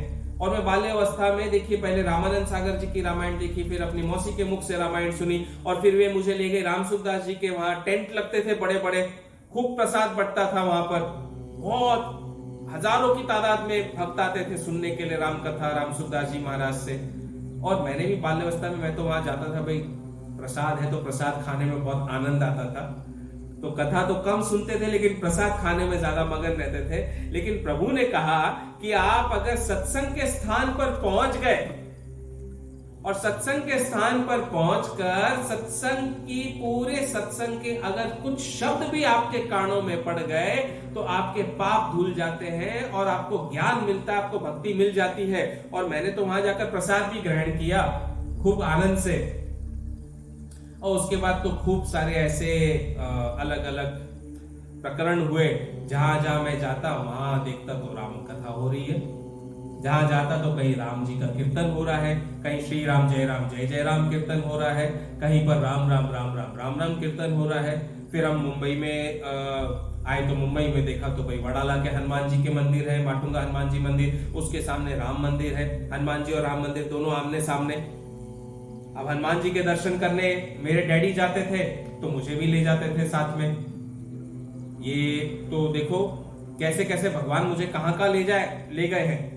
तो मेरे पिताजी जो है मुझे वहां ले जाते थे कि चल बेटा मैं हर शनिवार को जाता हूँ वहां दर्शन करने बाबा के, तू भी चल साथ में। तो मैं जाता था उनके साथ और वहां बाबा के दर्शन करके सामने राम मंदिर में चले जाते, वहां कभी राम कथा होती, कभी राम जी का कीर्तन होता। तो बचपन से ही मुझे हर समय किसी कोई फोर्सफुली नहीं लेकर गया मुझे कहीं, लेकिन मैं आप कह सकते हो कि फॉर्चुनेटली हमेशा राम कथा जहां हो रही है, राम जी का कीर्तन जहां हो रहा है, वहां मैं पहुंच जाता था जैसे हनुमान जी पहुंच जाते हैं। जैसे मेरे बाबा जहां राम कीर्तन होता है, राम कथा होती है, रामायण होती है, वहां वो तुरंत पहुंच जाते हैं, वैसे ही मैं भी पहुंच जाता था संयोगवश, दैववश। और राम के नाम मेरे कर्णों में गूंजते रहते थे। पर फिर भी बुद्धि इतनी मलिन थी कि भक्ति क्या होती है पता ही नहीं था। कौन बताता भाई, गुरु नहीं लिए थे। तो ऐसे तुलसीदास जी कहते हैं कि श्री राम कथा पंडित और बुद्धिमान जनों को आराम देने वाली और सर्वसाधारण लोगों को भी प्रसन्न करने वाली तथा कलयुग के पापों का विशेष रूप से नाश करने वाली है। ये राम कथा कलयुग रूपी सर्प के नाश के लिए मोरनी है। फिर राम जी की कथा ऐसी है मानो विवेक रूपी अग्नि को उत्पन्न करने के लिए अरणी अर्थात यज्ञ का यह काष्ठ है जिससे अग्नि उत्पन्न की जाती है। फिर राम जी की कथा कली में कामद रूपी अर्थात कलयुग के समस्त दुखों को दूर करने के लिए साक्षात कामधेनु रूपी गौ है। कामधेनु गौ माता जो है, रामायण जो है साक्षात उसी का रूप जैसा है और सुजन अच्छे पुरुषों के लिए सुंदर संजीवनी जड़ी है। और वही श्री रामचंद्र जी की कथा इस पृथ्वी तल पर अमृत नदी के समान है जो संसार के दुखों का नाश करने वाली और भ्रमर रूपी मेढक को निगलने के लिए सर्प रूप है। मतलब हर जगह बताया गया है कि हंटर कौन, शिकारी कौन और शिकार कौन, शिकारी कौन, हंटर कौन और आपका जो शिकार है वो कौन है, वो सब कुछ बार बार बताया गया कि भ्रमर रूपी मेढक को निकलने के लिए सर्प रूप है। तो मेढक को निकलने के लिए जैसे सर्प है, सर्प को निकलने के लिए मोरनी है, तो वो जो भी बड़ा है वो रामायण है। ये हमारे सारे पापों को नष्ट करती है, सारे कष्टों का समाधान इस रामायण के अंदर है। आप जोर से जय श्री राम बोलकर देखिए और राम कथा कहकर देखिए, राम आ जाएंगे साक्षात आपको लेने के लिए और आपसे मिलने के लिए। यह राम कथा दैत्यों की सेना के समान नरक का नाश करने के लिए गंगा जी के तुल्य है। देखिए गंगा माता के तुल्य है राम कथा। साधु और देवताओं के कुल का हित करने के लिए प्रत्यक्ष रूप में गिरि नंदिनी अर्थात दुर्गा स्वरूप और सत्पुरुषों के समाज रूप समुद्र में लक्ष्मी के समान और जगत का भार धारण करने के लिए अचल पृथ्वी के समान है। तो ये रामायण ऐसी है जो हमारे सारे पापों को निवारण कर देती है, हमारे सारे कष्टों को अपने ऊपर उठा लेती है। जैसे पृथ्वी माता जो है हमारे सारे भार को उठाए हुए है, ऐसे ये जो रामायण है, ये जो मेरे राम की कथा है, ये हमारे सारे कष्टों को, सारे दुखों को अपने ऊपर ले लेती है। ऐसी निर्मल कथा, ऐसी सुंदर कथा का कौन नहीं सुनना चाहेगा। जो इसका मजाक उड़ाते हैं, जो इससे दूर भागते हैं, वे मूर्ख प्राणी हैं क्योंकि उनमें ज्ञान नहीं है। उनके चेतना के पटल जो मैं बोलता हूं ना हमेशा, वो खुले नहीं है, बंद है बुद्धि। जिस समय बुद्धि खुलेगी, एनलाइटनमेंट आएगा ना, एनलाइटनमेंट, तब जाके इंस्पायर होंगे। और जब एनलाइटनमेंट आने पे इंस्पायर होंगे तब जाके इनोवेशन होगा। इसलिए हम कहते हैं इनोवेशन, इंस्पिरेशन, एडिफिकेशन, ये तीनों चीजें संसार में जरूरी है अगर आपको सक्सेसफुल होना है तो। और राम कथा आपको कराएगी। श्री रामचंद्र जी की यह कथा यमराज के गणों के मुंह में कालिख लगाने के लिए इस जगत में यमुना के समान है। रामचंद्र जी की कथा यमराज के गण, कौन है? यमदूत। यमदूत के मुंह में कालिख लगाने के लिए इस जगत में यमुना के समान है। मतलब यमदूत भी भाग जाते हैं। और मैं आपको ऐसे कई सारे किस्से सुनाऊंगा, रियल लाइफ के किस्से सुनाऊंगा, जिसमें दिखाऊंगा कि राम नाम लेने मात्र से यमदूत कैसे भाग गए और उस जीव के प्राण नहीं गए, प्राणों को छोड़कर जाना पड़ा। रामायण में और राम नाम में इतनी शक्ति है और जीवों को मोक्ष देने के लिए मानो काशीपुरी है। यह कथा श्री रामचंद्र जी को तुलसी वृक्ष के समान प्रिय है और मुझ तुलसीदास के लिए तो माता तुलसी के समान हित करने वाली है। देखो ये कथा जो है श्री रामचंद्र जी को तुलसी के समान प्रिय है और तुलसीदास जी कहते हैं कि मुझ तुलसी को माता तुलसी के समान हित करने वाली है।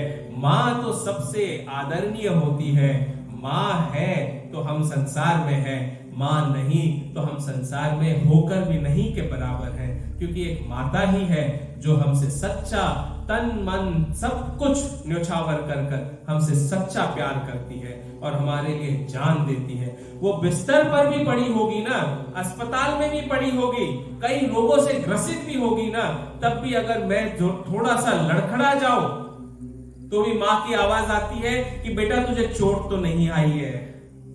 एक माँ का प्यार जो है ना, ऐसा प्यार होता है। वो हमें कभी छोड़कर नहीं जाती।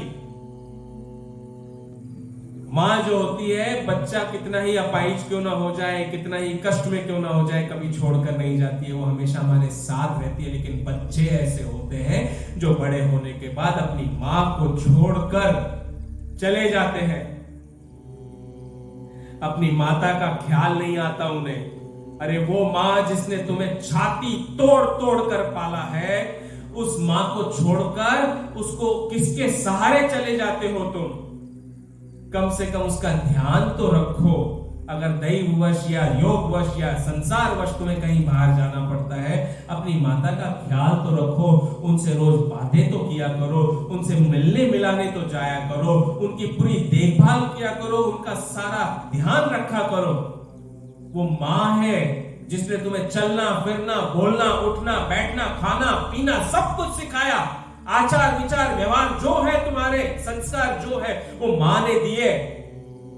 ऐसी माँ को कैसे भूल सकते हो? मत करो ऐसे पाप। तो तुलसीदास जी कहते हैं तुलसी के समान हित करने वाली है ये Ramayan.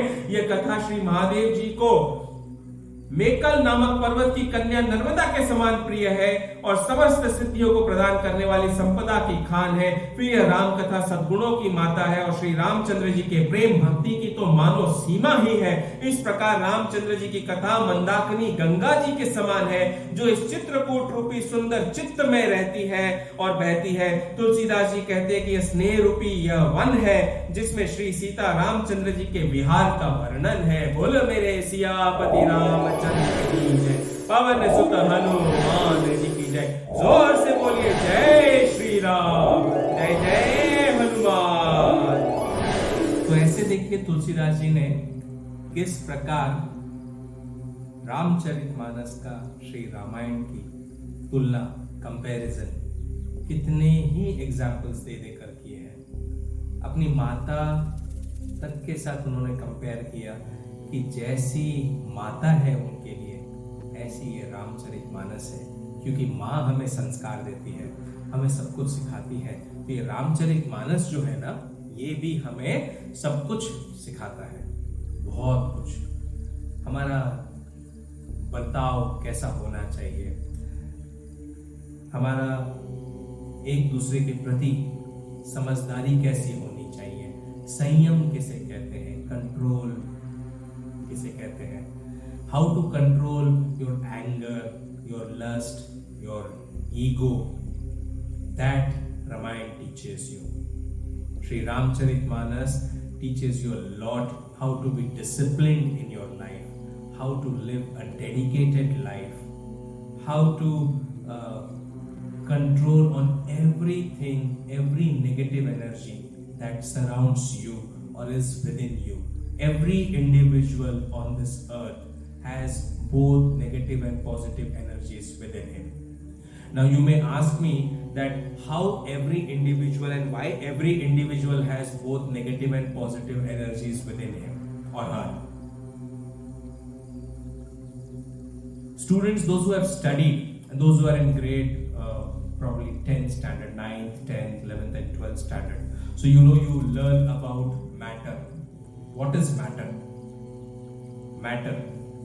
Matter is something which occupies space, which has mass, correct? And anything and everything that you see around us is matter. That's the one single term that you can use for anything and everything existing in this universe. As per science, matter. And what is that matter composed of? You need to listen to this carefully. Science में कहा जाता है कि जो भी हमारे आसपास है, इंक्लूडिंग हम खुद, हम सब क्या है? हम सब मैटर है। MATTER, मैटर एक टर्म है, वो एक वैसी वस्तु है जो स्पेस ऑक्यूपाई करती है, जिसके वजन है, मास है। तो मैं भी मैटर हूं, ये माइक जो मेरे सामने पड़ा है ये भी मैटर, ये कपड़े मैंने पहने ये मैटर है, ये किताब रामायण मेरे सामने है, ये फोन जो रिकॉर्ड कर रहा है, ये सब कुछ मैटर है। मेरे आसपास मेरा लैपटॉप, ये आकाश, ये ब्रह्मांड, ये हवा, पानी, जल, पेड़ पौधे, फल, पुष्प, everything is matter. And matter is composed of atoms. And what is an atom?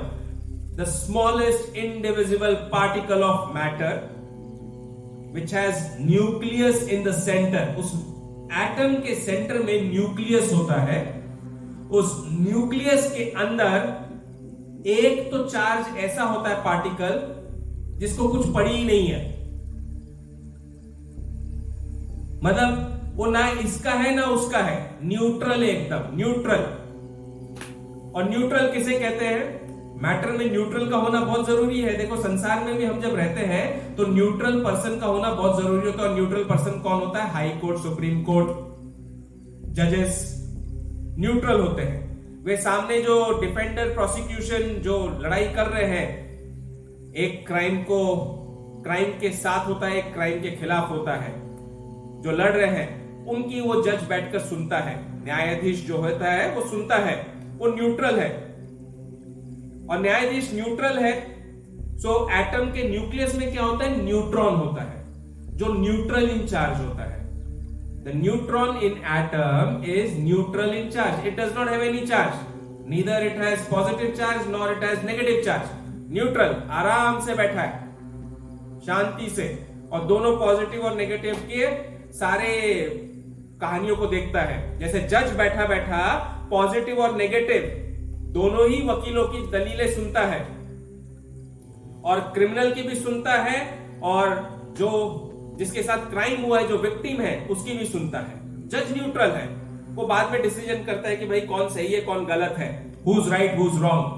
That decision is taken on later on based on the evidences. So जैसे एक कोर्ट रूम में जज न्यूट्रल होता है, दो वकील होते हैं, एक पॉजिटिव और नेगेटिव होता है, वैसे ही एटम के न्यूक्लियस में भी न्यूट्रॉन होता है जो न्यूट्रल इन चार्ज है, और न्यूट्रॉन के साथ में अंदर एटम के होता है proton which is positively charge particle.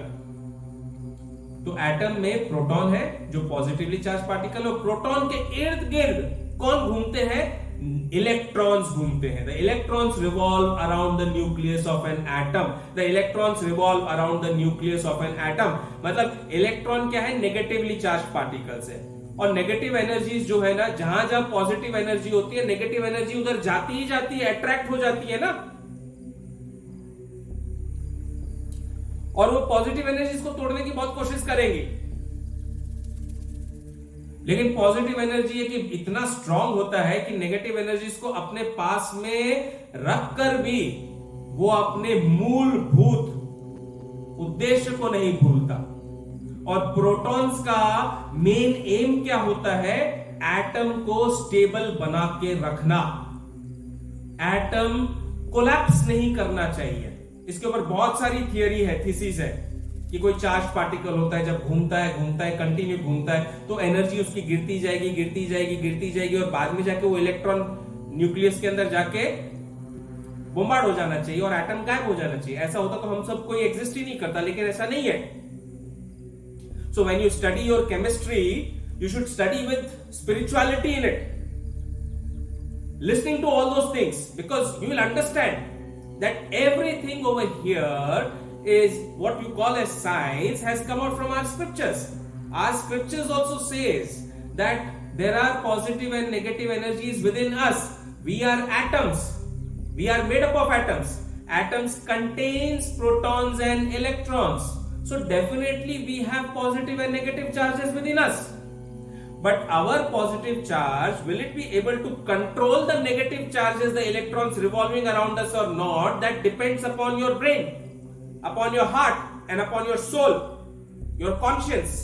उसके ऊपर डिपेंड करता है, आपके मन, बुद्धि और आत्मा पर, अंतरात्मा पर निर्भर करता है कि आप नकारात्मक शक्तियों को कितना कंट्रोल कर पा रहे हो। तो देखा, पॉजिटिव और नेगेटिव एनर्जीज तो हमारे अंदर है, तो how to control them, that we need to learn. और अगर हम एक, जैसे जो नोबल गैसेस होते हैं ना, सारे इनर्ट एलिमेंट्स, नोबल गैसेस में number of positive charges and number of negative charges same होते हैं, और आउटर मोस्ट इलेक्ट्रॉन स्टेबल होता है, एकदम स्टेबल, बिकॉज या तो ड्यूप्लेट स्टेट ले लेता है या ऑक्टेट स्टेट। जो बच्चे पढ़ रहे हैं वो जानते हैं, समझ सकते हैं इस चीज को, खास करके कक्षा 9वीं 10वीं 11वीं 12वीं के बच्चे। तो एटम स्टेबल कब होता है? जब प्रोटॉन्स इलेक्ट्रॉन्स को अपने सीमा में ही घूमने देते हैं, उसे अंदर नहीं आने देते। मतलब न्यूक्लियस जो है ना, कोर एटम का, वो न्यूक्लियस क्या है? वो हमारा हृदय है, हमारा अंतर मन है।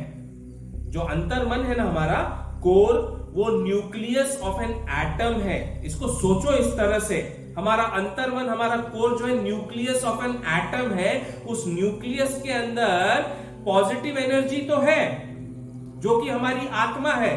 आत्मा हमेशा पॉजिटिव होती है, वो पॉजिटिव एनर्जी वाली आत्मा है। और जो न्यूट्रल बैठा है ना, न्यूट्रॉन हमारी अंतरात्मा में, सोचो कि वो न्यूट्रॉन श्री हरि है, श्री हरि विष्णु है, परमात्मा है, परम आत्मा। आत्मा जो है पॉजिटिव एनर्जी है, और परम आत्मा जो है वो न्यूट्रल है, न्यूट्रॉन है। उनका रोल बहुत है, उस परम आत्मा को जगाना है। जब परम आत्मा जागृत होता है आपके न्यूक्लियस में, आपके एटम के न्यूक्लियस के अंदर, तो आत्मा के साथ में मिलकर परमात्मा की शक्ति इतनी तीव्र हो जाती है कि जो बाहर घूम रहे नेगेटिव नकारात्मक एनर्जीज है, वो आपका कुछ नहीं बिगाड़ सकती है। हालांकि वो आपके अंदर है, आपके साथ है, आपके इर्द गिर्द है, लेकिन वो आपका कुछ नहीं बिगाड़ सकती है, क्योंकि आपने उनको कंट्रोल में रखा हुआ है। So that is how you are supposed to control all the negativities that is there within you. Control your anger, control your ego, control your lust, control your greed, and try to overcome all of them and come out of it with truthfulness, sincerity, honesty, compassionate. Be polite, be a protector, be true to what you are doing. जो कर्म कर रहे हो आप, उसे एकदम साक्षात पूर्णतया डेडिकेशन के साथ में, सत्यता के साथ में करो, कर्तव्य परायणता के साथ में करो, शुद्ध चित्त के साथ करो। देखो, आपके अंतर मन का, यानी जो न्यूक्लियस है आपका, जिसके अंदर पॉजिटिव एनर्जी कौन है? आपकी आत्मा। न्यूट्रॉन कौन है? परमात्मा। और नेगेटिव एनर्जी कौन है? इलेक्ट्रॉन्स। तो साइंस ने कहा है भाई कि प्रोटॉन्स, इलेक्ट्रॉन्स, न्यूट्रॉन्स होते हैं। अगर साइंस कहता है कि नहीं होते हैं, तो फिर मैं मान सकता हूं कि नहीं होते हैं, लेकिन साइंस कहता है होते हैं, तो होते हैं। यानी पॉजिटिव नेगेटिव एनर्जी भी आपके अंदर है। मैंने इसको एग्जांपल दे दिया, आपकी बॉडी के अंदर है ना, उसी तरह से आपको रहना है, कंट्रोल करना है। तभी तो हमारी बॉडी कोलैप्स नहीं हो रही है, बिकॉज हमारे पॉजिटिव एनर्जी ने उस नेगेटिव इलेक्ट्रॉन्स को पकड़ के रखा हुआ है, हमें छोड़कर नहीं जा सकता और हमारे कंट्रोल में रहेगा। इसी तरह आपको रहना है। तो तुलसीदास जी आगे कहते हैं, रामचरित चिंतामणि चारु, संत सुमति तिय सुभग सिंगारो, जग मंगल गुण ग्राम राम के, दानी मुकुति धन धर्म धाम के। बड़ा अच्छा श्लोक है ये। रामचरित चिंतामणि चारु, संत सुमति थिय सुभग सिंगारो। श्री रामचंद्र जी का चरित्र सुंदर चिंतामणि के समान है, और वही संत जनों की सुंदर बुद्धि रूपी स्त्री का सुंदर श्रृंगार है। जग मंगल गुण ग्राम राम के, दानी मुकुति धन धर्म धाम के। इस प्रकार श्री रामचंद्र जी का गुण समूह संसार का कल्याण करने वाला एवं मुक्ति, धन और धर्म को प्रदान करने वाला है। तो रामचंद्र जी का जो गुण है, उनके जो फीचर्स है, उनके जो पॉजिटिव पॉइंट्स हैं, पॉजिटिव ट्रेट्स हैं, वो संसार समूह को, संसार का कल्याण करने वाला एवं मुक्ति, धन और धर्म को प्रदान करने वाला है। आपको मुक्ति प्रदान करेगा, धन प्रदान करेगा और धर्म प्रदान करेगा। क्योंकि आप संसार में रह रहे हो तो, और धर्म के मार्ग पर चल रहे हो, तो धन की तो आवश्यकता होती ही है, क्योंकि बिना धन के तो आप कोई कार्य कर नहीं सकते। ये तो संसार का, प्रकृति का नियम है। माता लक्ष्मी की पूजा हम क्यों करते हैं? कि भाई माता हम पर प्रसन्न हो और हमारे घर में, हमारे पास स्थिर लक्ष्मी व्याप्त हो और वो सदैव हमारे साथ में रहे, ताकि हम उस धन से सत्कर्म कर सके, अच्छे कर्म कर सके, बुरे कर्मों से दूर रह सके। धन आपको मिलता है बुरे कर्म करने के लिए नहीं, पार्टी, एंजॉयमेंट, एंटरटेनमेंट करने के लिए नहीं। धन मिलता है आप स्वयं का ध्यान रखें, अपने परिवार का ध्यान रखें, उनका ठीक प्रकार से पालन पोषण करें। जो बच्चे आपने उत्पन्न किए हैं उनको भी अच्छे संस्कार दें, ताकि वो संसार में आकर अच्छे कर्म कर सके। और इसके बाद, अपने परिवार के बाद, फिर आप संसार में जन कल्याण का कार्य करें। इसलिए धन मिलता है। तो धन, मुक्ति और धर्म ये प्रदान करने वाला है ये मेरा रामचरितमानस। बोल सियावर रामचंद्र की जय, पवन सुत हनुमान जी की जय।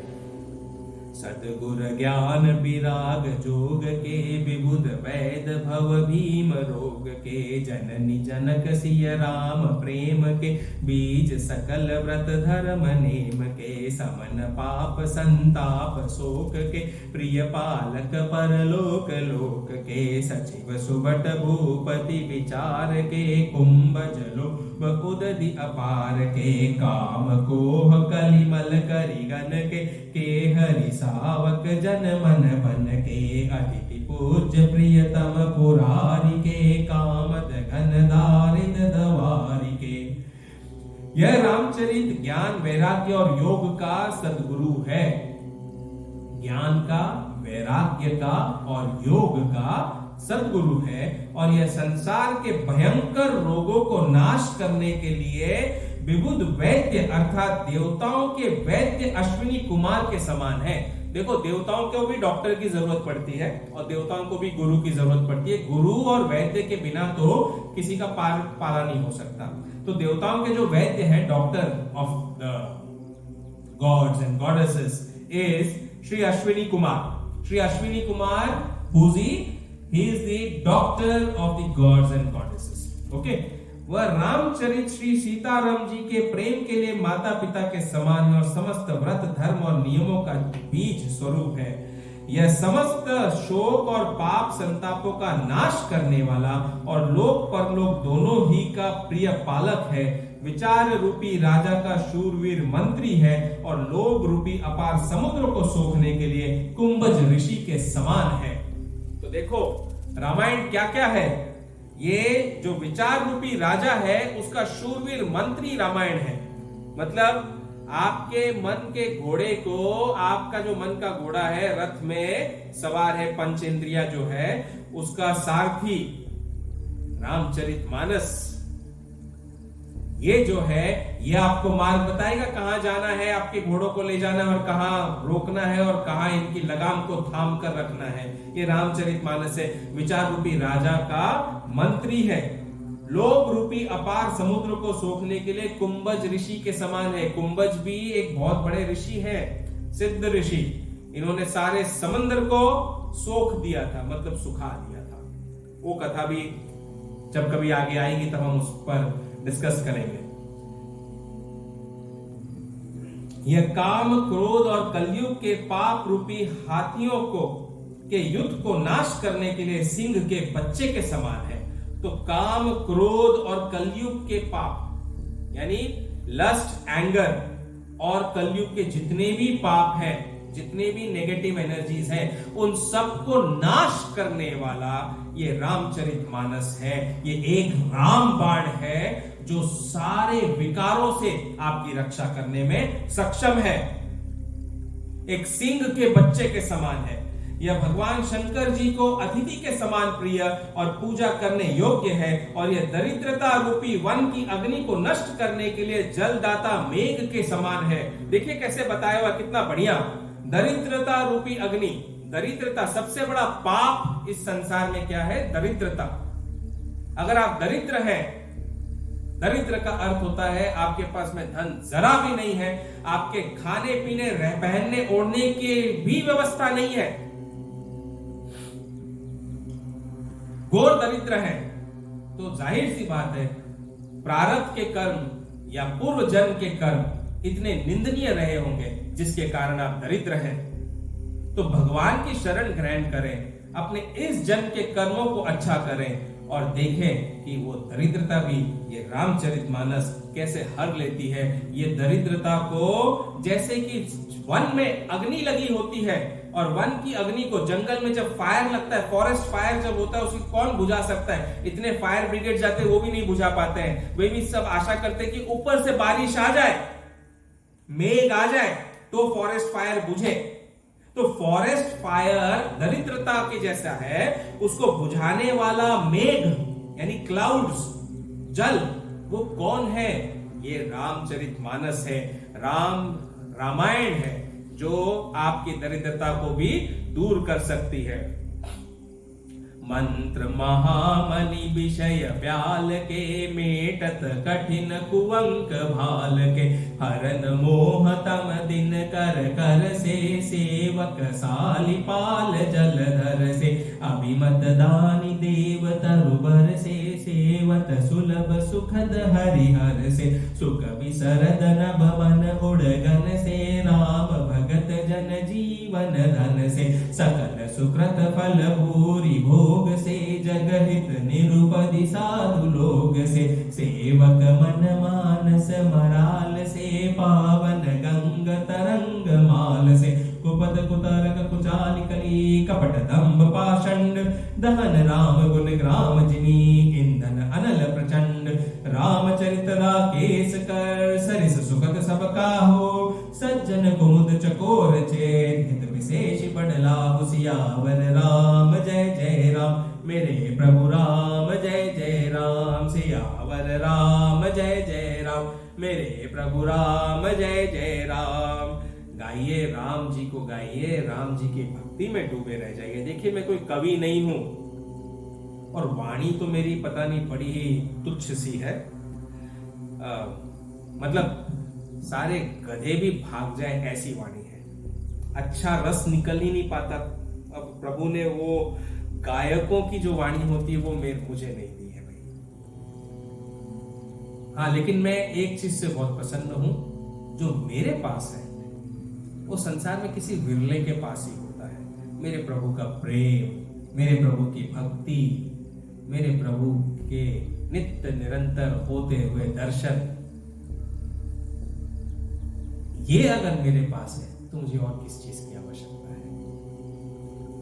बाकी तो सब नश्वर है।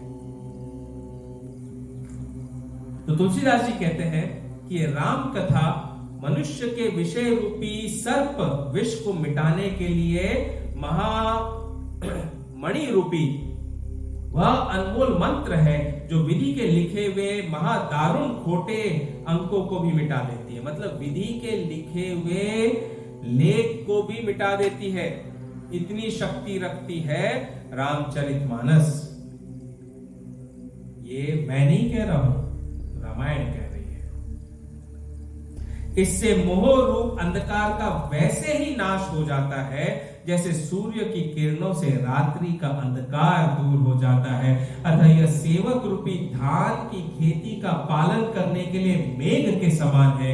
यह इच्छित वस्तु को देने के लिए कल्प वृक्ष के समान दानी और सेवा करने के अर्थात कहने, सुनने और विचार से विष्णु और शिव जी के समान सुख देने वाली है। तो ये जो रामचरितमानस है, ये जब हम पढ़ते हैं तो हमें इतना सुख का अनुभव होगा, इतना हैप्पीनेस, इतनी अच्छी फीलिंग्स, इतने अच्छे वाइब्स आएंगे, पॉजिटिव वाइब्स, कि आप क्या कहोगे। आपका पूरा दिन अच्छा जाएगा, सारे कर्म अच्छे होंगे और सब कुछ आपके जीवन में घटित घटनाएं जो होंगी वो अच्छी होंगी। कुछ घटनाएं होंगी जो परीक्षा लेंगी, लेकिन वो उसमें भी आप उत्तीर्ण हो या अनुत्तीर्ण हो, पास हो या फेल हो। अगर पास होगे तो बहुत अच्छा, आपने तैयारी की। फेल होगे तो कुछ ना कुछ सीखोगे फेलियर से, क्योंकि फेलियर से निराश नहीं होना होता है। लाइफ है, डे है तो नाइट है, सक्सेस है तो फेलियर है। अगर एक बार सक्सेस आएगा तो 10 बार फेलियर भी आ सकता है। तो फेलियर से निराश मत होइए, फेलियर से सीखिए। Take learning out of those lessons and then proceed further. यह समस्त पुण्य रूपी यज्ञादिक फलों के अमित भोग के समान है और संसार का कल्याण करने में निष्कलंक साधु जनों के समान है। तो संसार का कल्याण करने के लिए जो निष्कलंक साधु होते हैं, निष्कलंक साधु मतलब एकदम शुद्ध हृदय वाले साधु, जो सही में सही अर्थ में साधु हैं, जो लोगों को भ्रमाते नहीं है, लोगों को उनकी सही राह से भटकाते नहीं है, बल्कि भटके हुए लोगों को सही राह के ऊपर ले आते हैं। ऐसे जो निष्कलंक साधु है उनके समान है ये रामचरितमानस। सेवकों भक्त जनों के मन रूपी मान सरोवर में हंस के समान और पवित्र करने के लिए श्री गंगा जी के लहरों के समान है यह राम कथा कलयुग के कुतर्क कुपथों सहित कपट, दंभ और समस्त पाखंड रूपी ईंधन को भस्म करने के लिए प्रचंड अग्नि रूप है। मतलब कलयुग में जितनी भी नेगेटिव एनर्जीज में अब तक बोलते आ रहा हूं, कुपथ, कपट, कपट का मतलब समझते हो ना, किसी के साथ में छल करना, किसी के साथ में चीटिंग करना, स्ट्रैटेजिकली चीट करना किसी को, वो कपट होता है। तो उस कपट और दंभ, अहंकार, क्रोध, उन सबको नष्ट करने वाली अग्नि के समान है रामचरितमानस। राम बाण में इतनी शक्ति है कि वो सारे विकारों को, नकारात्मकों को आपके जीवन से निकाल बाहर फेंकेगी।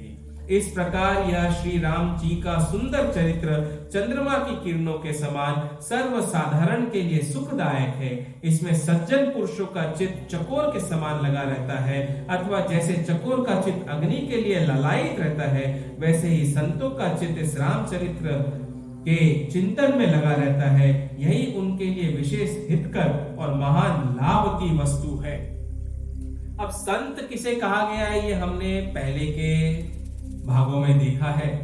तो यहां भी संतों का जो मन है और वचन है, कर्म है, सब कुछ रामायण में लगा होता है, चिंतन इसी का करते हैं वे। तो संत कहने का अर्थ कोई साधु नहीं होता है। साधु तो संत है, बड़े संत है, महान संत है, लेकिन साधारण जीव भी जो सच्चे हृदय से प्रभु की आस्था रखता है, प्रभु में भक्ति रखता है, विचारधारा सही रखता है और सही मार्ग पर चलता है, वो भी तो संत है।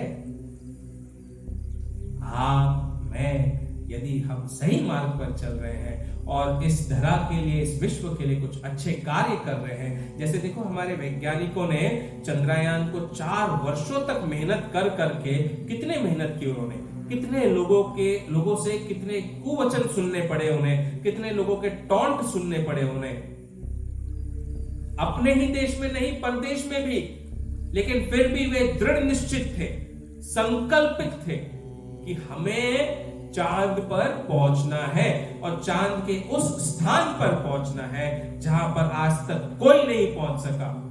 और हमारे वैज्ञानिकों ने बड़े परिश्रम के साथ में, बड़े कष्ट के साथ में, सब कुछ सहते हुए भी अपने फोकस को डाइवर्ट नहीं होने दिया और फोकस रखते हुए चंद्रयान 3 को मून के साउथ पोल पर लैंड कर दिया। ऐसा स्थान जहां पर आज तक अमेरिका, रूस और चीन भी नहीं लैंड कर सका है। ये क्या है? डेडिकेशन है, डिटर्मिनेशन है। तो इसलिए रामचंद्र जी का जो चरित्र है सुंदर, चंद्रमा की किरणों के समान सर्वसाधारण के लिए सुखदायक है। देखो चंद्रमा का वर्णन है यहाँ पर। चंद्रमा की किरणें कितनी शीतल होती हैं, शांत होती है। नाइट की जो लाइट होती है, फुल मून की लाइट, उसमें हमें कितना आनंद आता है। ये लैंप पोस्ट की लाइट्स में इतना आनंद नहीं आएगा जितना चंद्रमा की नाइट में आता है। वो कुछ शरद पूर्णिमा मनाते हैं ना हम, कोजागिरी पूर्णिमा भी बोलते हैं महाराष्ट्र में, शरद पूर्णिमा भी होता है। शरद पूर्णिमा के दिन क्या करते हैं हम? चंद्रमा की रोशनी,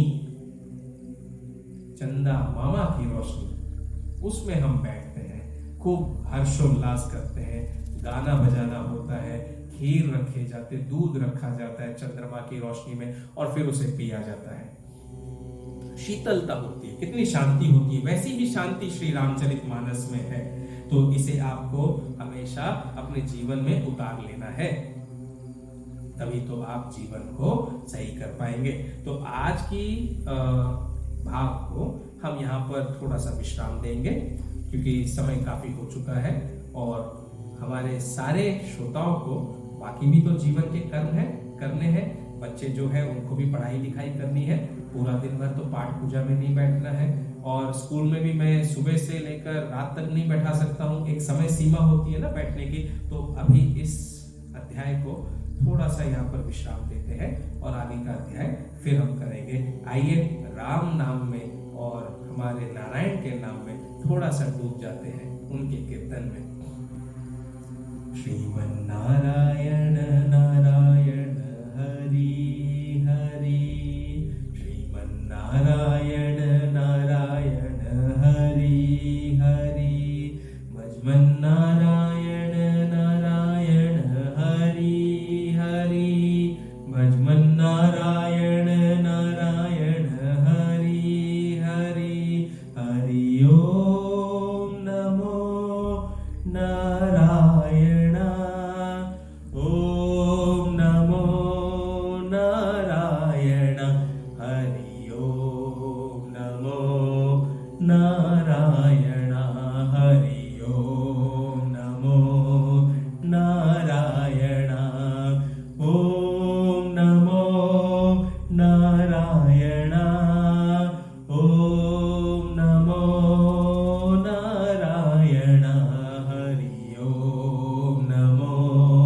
नारायण, हरि ओम नमो नारायण, ओम नमो नारायण, ओम नमो नारायण, हरि ओम नमो नारायण, हरि ओम नमो नारायण, ओम नमो नारायण, ओम नमो नारायण, हरि ओम नमो नारायण, हरि ओम नमो नारायण, श्रीमन नारायण नारायण हरि हरि, श्रीमन नारायण नारायण हरि हरि, भजमन नारायण नारायण हरि हरि, भजमन नारायण नारायण हरि हरि, लक्ष्मी नारायण नारायण हरि हरि, लक्ष्मी नारायण नारायण हरि हरि, जपो नारायण नारायण हरि हरि, जय जय नारायण नारायण हरि हरि, हरि ओम नमो नारायण, ओम नमो नारायण, हरि ओम नमो नारायण, हरि ओम नमो नारायण, ओम नमो नारायण, ओम नमो नारायण, हरि ओम नमो नारायण, हरि ओम नमो नारायण। बोल सियावर रामचंद्र की जय, पवन सुत हनुमान जी की जय, उमापति महादेव की जय, बोलो सब संतन की जय। बोलो जयकारा बोल मेरे श्री गुरु महाराज की जय, बोल साचे दरबार की जय। जय जय जय हनुमान।